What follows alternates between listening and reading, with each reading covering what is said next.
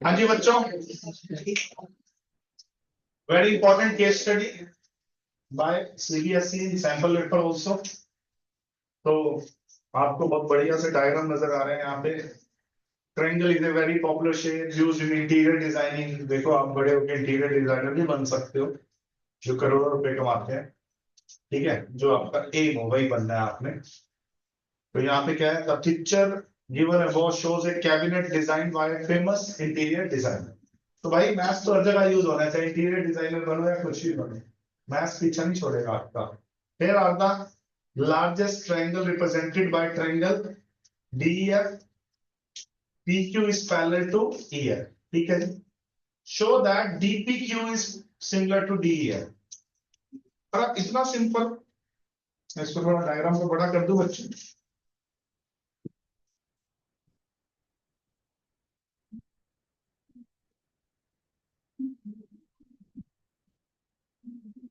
तो ये ट्रायंगल नीचे वाले के क्यों सिमिलर है बोलो, कितना इजी है। पैरेलल है तो angle 1 is equal to angle 2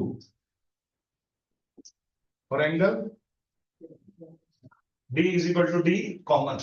तो DEF और DPQ क्यों सिमिलर हो गई, बाय डबल ए सिमिलरिटी। इतना आसान, एक नंबर मिल गया, इतनी आसान जगह आपको। ठीक है जी, हो गया, समझ आ गया सबको, bye double A similarity.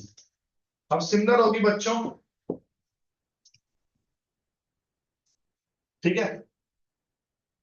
DP 50 है, DP कितना दे दिया सेकंड पार्ट में 50, PE कितना है 70। बताओ बच्चों फिर D कितना होगा 120। शाबाश, टोटल लेंथ कितनी हो जाएगी 50 प्लस 70 120। DE की लेंथ कितनी होगी 120। Find PQ ratio EF। अरे वाह, अब प्यारे बच्चों ये दो ट्रायंगल अगर सिमिलर है तो डीपी अपॉन पूरा डी का जो रेशियो होगा PQ अपॉन पूरा EF के रेशियो के इक्वल होगा।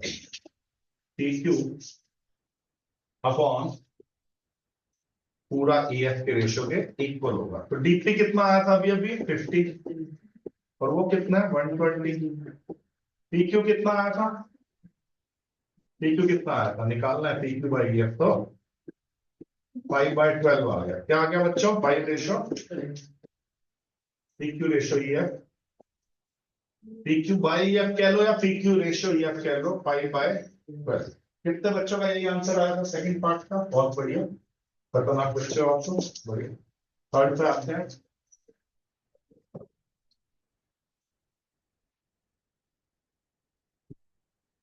देखो बच्चों थर्ड पार्ट,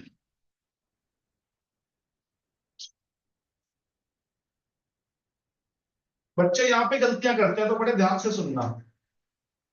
ये इस तरह से लिखा हुआ आता है कई बार, 2AB is equal to 5DE, 2AB is equal to 5DE। तो यहां से क्या मैं ये कह सकता हूं AB अपॉन डी 5 रेशो 2। ठीक है, AB upon D is 5 ratio 2। कोई दिक्कत तो नहीं है ना, आपको समझ आ गया अच्छे से? तो इसको चेंज करके अगर कोई बच्चा लिखना चाहे AB is 5/2 of DE, D ऊपर ले जाऊं अगर मैं, तो वो लिख सकता है या नहीं लिख सकता, मुझे ये बताओ। कोई नाराजगी है इसमें? कोई नाराजगी नहीं, ये भी लिखा जा सकता है भैया। अच्छा एक बात बताओ, ट्रायंगल ABCDEF के सिमिलर दी हुई है क्वेश्चन के अंदर, देखो पढ़ो आप। ट्रायंगल ABCDEF के सिमिलर दी हुई है, ठीक है, दी हुई है। तो जब दो ट्रायंगल सिमिलर होती हैं तो उनके कॉरस्पॉन्डिंग साइड्स का रेशियो क्या होता है भाई, सेम होता है। तो कह सकता हूं मैं AB upon DE is equal to BC upon EF और AC अपॉन BF। ठीक है बच्चों, कोई नाराजगी तो नहीं आपको? आ गया समझ? A B upon D is equal to B C upon E F is equal to A C upon D F. बहुत ही बढ़िया बच्चों। अब ए बी अपॉन डी कितना है? 5/2। इस रिलेशन से नहीं निकाला था? ए बी अपॉन डी कितना है बच्चों? तो ये सारे भी किसके इक्वल हो जाएंगे?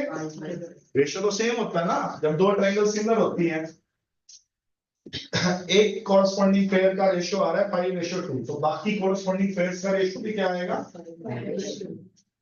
ठीक है।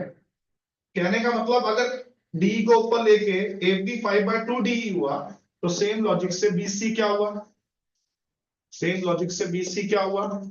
ई एफ को ऊपर ले जाओ, 5/2 ई एफ हो गया, है ना? सेम लॉजिक से AC बाय डी एफ भी 5/2 है, तो AC क्या आ गया बच्चों? 5/2 DF आ गया। आप देखो क्या प्रूव करना है। Show that perimeter of triangle ABC upon perimeter of triangle DF is a constant value. करते हैं पेरीमीटर ऑफ ट्रायंगल ABC। तो ABC का बच्चों पेरीमीटर क्या होगा? पेरीमीटर का मतलब क्या होता है बच्चों? सम ऑफ एक्सटर्नल बाउंड्रीज। तो ABC के पेरीमीटर का मतलब क्या है? AB plus BC plus AC। और DEF के पेरीमीटर का क्या मतलब है?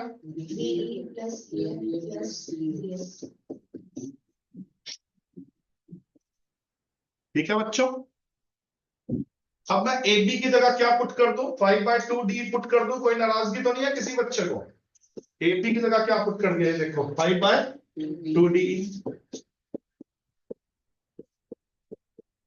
और BC की जगह क्या पुट कर दिया? जल्दी बोलो।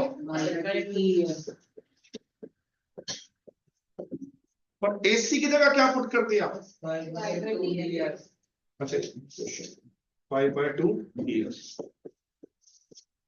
AC की जगह 5/2 DF। ठीक है, ये सारा पुट करके नीचे वाला उड़ा दूंगा। ये उड़ा दिया मैंने। मैथ्स में उड़ाने में बहुत मजा आता है मुझे, कट करने में ना। तो ये उड़ा दिया। अब ऊपर से क्या कॉमन आएगा बच्चों? 5/2। अंदर क्या रह जाएगा? D plus EF plus DF। तो 5/2 कॉमन ले लिया। बड़े आराम से प्यार से कर रहे हैं हम ये क्वेश्चन।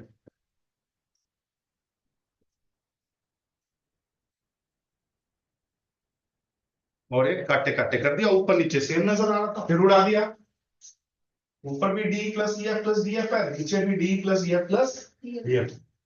तो क्या रह गया बच्चों? 5/2। तो यहां से एक बात पता लगी हमें, जो अब तो नहीं है, 10th में थ्योरम पहले हुआ करती थी कि two triangles are similar, ratio of their sides, क्या बोला? Ratio of their sides is equal to ratio of their perimeter.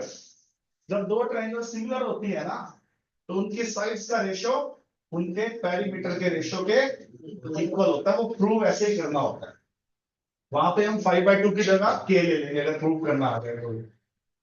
अब 10th में हमारे टाइम में तो ये थ्योरम थी, प्रूव करने भी आती थी। CBSE में अभी ये प्रूव करनी नहीं है, लेकिन मेरे को ऐसा लगता है कि MCQ आ सकता है। इस पे क्या आ सकता है बच्चों? MCQ। मतलब मेरा जो सिक्स सेंस कहती है कि भैया दो ट्रायंगल का साइड्स का रेशियो दे देंगे, कुछ भी दे देंगे यार। मान लो ये कहते हैं कि ये दो ट्रायंगल सिमिलर है, इसकी साइड है 27 सेंटीमीटर, इसकी है 36, तो 3:4 आ गया। 9×3 = 27, 9×9 = 36। तो बताओ इनके पेरीमीटर का क्या रेशियो है? तो साइड्स का ratio is equal to perimeter ratio, 3:4 ही होगा। MCQ आ जाएगा। तो आपको समझ आ गया थ्योरम के साथ साथ। Okay, now I am moving towards the last question. अच्छा, मीडियन है। AM and DN are medians of triangle ABC and BN. आओ AM मीडियन बना दूं? यस।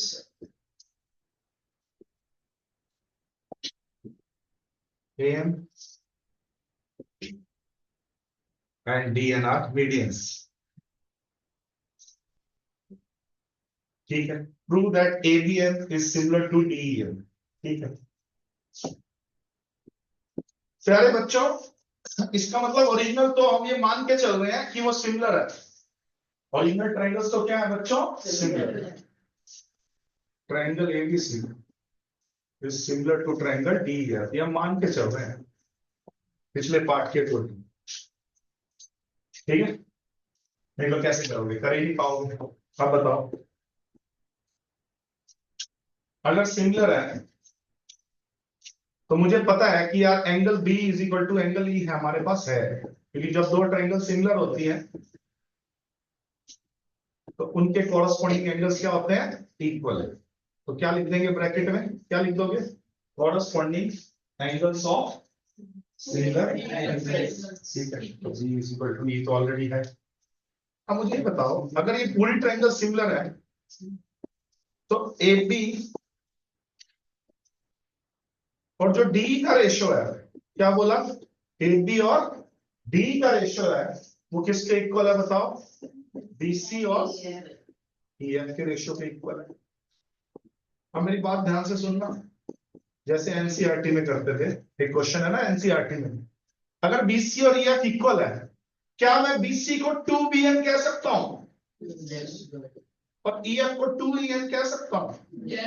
क्योंकि ये मीडियन है ना, मीडियन। ये क्या बच्चों, मीडियन, मीडियम नहीं है, मीडियम बोल रहे हो कहीं, मीडियम नहीं है, मीडियन है, मीडियन। हाँ ठीक है जी, कोई दिक्कत हो तो बता दो, 2 से 2 कट गया। अब ये छुटकी छुटकी ट्रायंगल देखो जो सिमिलर प्रूव करनी है, ABM and DEN, ABM and DEN, tick कर लो इस ट्रायंगल में। अब बताओ ये क्यों सिमिलर है, दो साइड्स का रेशियो है, कौन सी दो side, A B upon DE is B M upon E N, और बीच वाला angle, angle B is equal to angle E. तो ये दोनों क्यों सिमिलर है बताओ अब फिर, एस से एस। किस क्राइटेरिया से सिमिलर है बच्चों, तो लिख के आएंगे triangle ABM is similar to DN by S से एस। ये 4th पॉइंट देखो यहाँ, इसके बाद यहाँ आ जाना और सिमिलर लिखना, और किस क्राइटेरिया से लिख दोगे, एस से एस।